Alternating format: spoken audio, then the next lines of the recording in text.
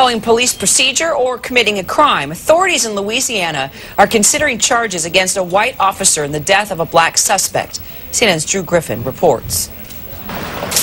Winfield, Louisiana is just a 45-minute drive from the small town of Gina, where nooses in a tree sparked racial outrage last year over black and white justice in a small Louisiana town. Now Winfield could be a new racial flashpoint. Attorney Carol Powell-Lexing says police racism led to a murder. You think there's a cover-up or? No doubt. No doubt. Nothing but a cover-up. 6 months ago, a 21-year-old black man named Baron Pikes, a cousin of one of the Gina Six, Michael Bell, died in police custody at the Winfield Police Department. How it happened has officially remained a secret until now. Coroner Ralph Williams has just released his findings. A white officer armed with a taser, he says, violated every Winfield police procedure on taser use, ultimately killing a black man in handcuffs. What is a man down on the ground, handcuffed behind his back, getting repeatedly shocked? Well, it's a homicide.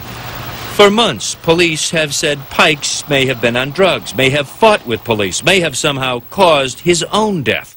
The coroner says none of it is true. He wasn't on PCP? No, he was not. not. He had no crack in his system? No, he did not. He was a healthy man? Yes. He weighed 247 pounds, and according to the coroner, he was having trouble following police orders to get up.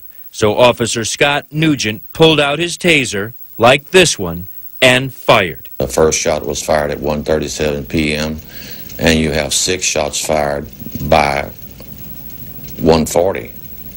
Okay. So in 3 minutes, or less than 3 minutes, actually. That was only the beginning. He was loaded into a patrol car and taken to police headquarters. According to the coroner, when they got here to the police station, Baron Pikes, now in the back seat, handcuffed, already tasered 6 times, wouldn't or couldn't get out of the back seat fast enough for Officer Nugent. So Nugent tasered him again. Shot number 7 is what they call a drive stun. The taser placed directly onto Baron Pikes' right interior chest and fired. And still, it wasn't over. After he got the drive stun to the chest, he was thrown out of the car on the concrete and then electroshocked 2 more times. Pikes' family has hired attorney Carol Powell-Lexing, who says race played a role in Pikes' death. It is very important to stay vigilant regarding these type of cases on the injustice that's perpetrated on the disadvantaged. I don't see where race caused his death. I don't see where race caused this situation to start.